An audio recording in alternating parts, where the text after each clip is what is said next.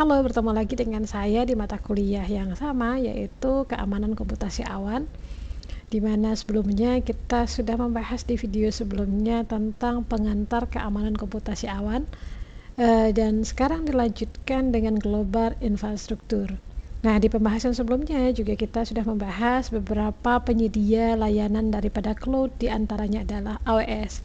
Dan kali ini untuk mata kuliah ini dan untuk praktikumnya kita memilih platform AWS Academy. Baik, kita lanjutkan. Jadi pembahasan kali ini adalah tentang global infrastruktur di AWS. Nah, apa yang menjadi tujuan pembelajarannya? Diharapkan nanti mahasiswa mampu menjelaskan dan juga membadakan infrastruktur yang ada di AWS itu sendiri. Ini adalah tujuan akhir dari pembahasan materi tentang ini. Baik, kita lanjutkan dengan pengantar infrastruktur global Amazon Web Service atau yang disingkat dengan pengantar infrastruktur di AWS. Nah, AWS itu memiliki infrastruktur cloud terbesar gitu ya. Dia juga dirancang untuk memberikan ketersediaan yang tinggi, keamanan, skalabilitas, dan juga performa global. Jadi, mengapa kita perlu mempelajari infrastruktur AWS? Karena AWS itu tuh yang disampaikan tadi, jadi karena infrastruktur cloud-nya terbesar dan dia juga lumayan handal gitu ya. Jadi seluruh desainnya itu dibuat dengan tujuan tunggal. Apa tujuan tunggal itu? Yaitu tadi memberikan ketersediaan yang tinggi, keamanan, dan juga skalabilitas dan performa global kepada miliaran penggunanya di seluruh dunia. Nah, kemudian apa sih yang menjadi komponen utama dari infrastruktur AWS? Infrastruktur AWS itu tersusun dari beberapa komponen kunci yang bekerja secara hierarkis gitu ya, untuk menjamin keandalannya.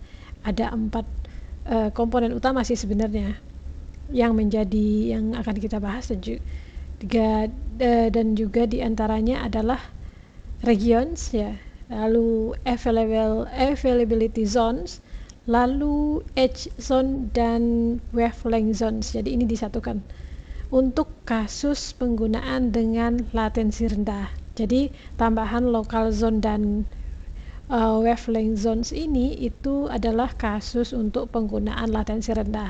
Nah, inilah yang akan kita bahas secara satu persatu di slide berikutnya. Yang pertama adalah regions. Area geografisnya area geografis besar berisi beberapa availability zone gitu ya. Jadi sebuah region itu adalah area geografis yang besar. Jadi dia berisi beberapa availability zone. Nah, poin terpenting di sini adalah setiap region yang terisolasi itu sepenuhnya dari region lain. Ini untuk memastikan bahwa kegagalan besar di satu wilayah itu tidak akan mempengaruhi wilayah lainnya. Jadi ketika ada trouble atau kegagalan di satu wilayah, yang lain itu tidak terganggu. Nah, contohnya adalah misalnya di Virginia gitu ya, terus juga atau di Jakarta. Nah, saat memilih region, kita tuh harus mempertimbangkan 3 faktor. Yang pertama itu adalah performa, terus yang kedua adalah biaya, dan yang ketiga adalah kepatuhan data. Nah, ini menjadi pertimbangan ketika kita memilih regionnya. Selanjutnya itu tentang region atau wilayah yang pertama. Kemudian dilanjutkan dengan availability zones atau AZ ini. 1 atau lebih data center fisik dalam region, terus juga memiliki listrik, pendingin, dan jaringan terpisah, dihubungkan dengan jaringan latensi rendah, terus juga memberikan redundansi tinggi untuk toleransi kesalahan. Nah, AZ ini atau availability zones adalah inti dari keandalan AWS sebenarnya. Jadi satu AZ terdiri dari 1 atau lebih data center fisik yang terletak di dalam satu region. Meskipun berbeda dalam satu region gitu ya, setiap AZ ini atau availability zone ini memiliki listrik, terus pendingin, dan juga jaringan yang terpisah. Namun semuanya dihubungkan dengan jaringan latensi rendah. Nah, tujuan desain ini adalah untuk memberikan redundansi tinggi yang memungkinkan toleransi kesalahan. Jika satu data center atau aset gagal, aplikasi Anda akan tetap berjalan di aset-aset yang lain gitu. Nah, ini adalah yang menjadi keuntungannya. Kemudian yang selanjutnya adalah edge zone. Edge location. Titik kehadiran atau point to presence untuk layanan CloudFront Android-nya, lalu menyediakan cache content agar lebih dekat ke user atau pengguna, lalu dia juga mengurangi latensi dan meningkatkan kecepatan akses. Jadi edge location ini berbeda sama region dan availability zone tadi gitu. Ini adalah titik kehadiran gitu ya, atau point of presence gitu, yang terbesar secara global. Nah, fungsinya adalah untuk layanan seperti CloudFront, Content Delivery Network gitu ya, dan juga Route 53. Nah, tugas utama si edge location ini adalah menyediakan cache content agar data Anda disimpan lebih dekat ke pengguna akhir atau end user. Nah, ini secara dramatis mengurangi latensi dan meningkatkan nantinya kecepatan akses konten yang statis gitu. Nah, itu adalah tentang edge location. Lalu kita lihat yang terakhir. Yang terakhir adalah local zone dan juga wavelength zone gitu ya. Bahwa dia menyediakan layanan AWS lebih dekat ke pengguna untuk latensi rendah. Wavelength zone ini terintegrasi dengan jaringan 5G untuk edge computing. Narasi AWS-nya, AWS ini juga menyediakan zona khusus untuk pengguna spesifik gitu. Jadi local zone. Jadi dia menyediakan layanan AWS inti lebih dekat ke pengguna akhir di area metropolitan tertentu misalnya.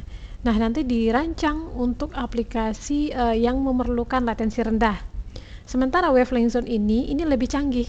Jadi zona ini itu terintegrasi langsung dengan jaringan 5G milik penyedia telekomunikasi misalnya gitu ya. Nah, ini memungkinkan edge computing untuk aplikasi yang sangat sensitif terhadap latensi seperti misal kayak pemrosesan video real time ataupun juga gaming.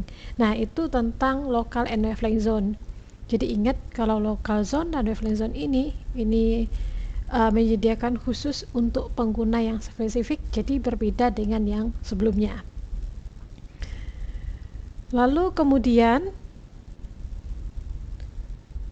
adalah desain arsitektur global AWS. Jadi kita lihat hierarki desainnya.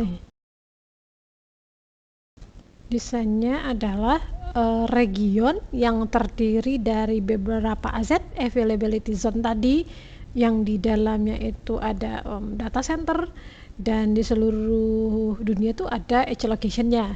Nah, sebenarnya arsitektur ini didukung oleh redundansi berlapis gitu.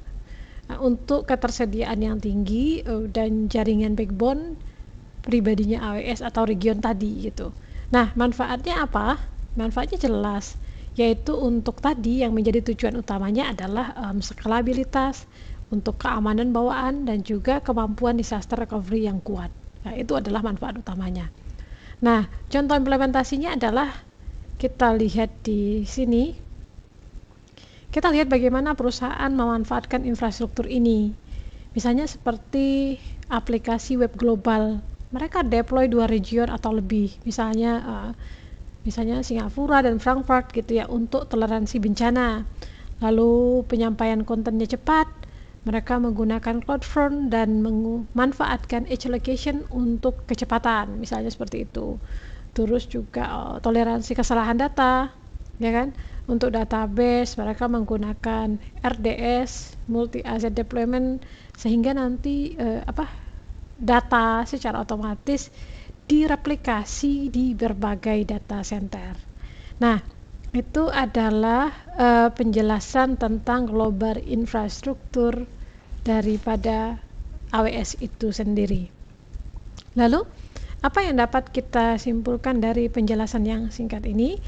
Yang dapat kita simpulkan adalah yang pertama, AWS Global Infrastructure itu terdiri dari region, availability zone, ada edge location, dan juga menjamin keandalan, keamanan, dan performa global. Lalu pemeliharaan region mempengaruhi biaya kebutuhan dan latensi. Oh iya, dan tadi ada tambahan bahwa untuk pengguna spesifik dia ditambahkan yaitu local zone dan juga wavelength zone gitu ya. Nah, itu untuk kesimpulannya. Jadi sebagai penutup, Global AWS ini salah satu fondasi yang cukup kuat gitu, yang terdiri dari region, edge availability zone, dan juga edge location. Jadi desain ini secara inherent gitu ya, menjamin keandalan, keamanan, performa global gitu.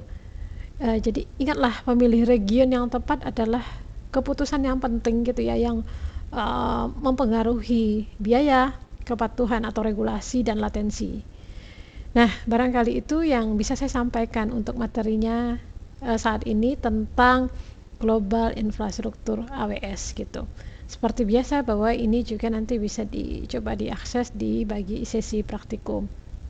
Yang saya sampaikan hari ini diambil referensinya dari AWS Global Infrastructure dari AWS Amazon itu sendiri gitu ya, jika ingin melihat lebih lanjut.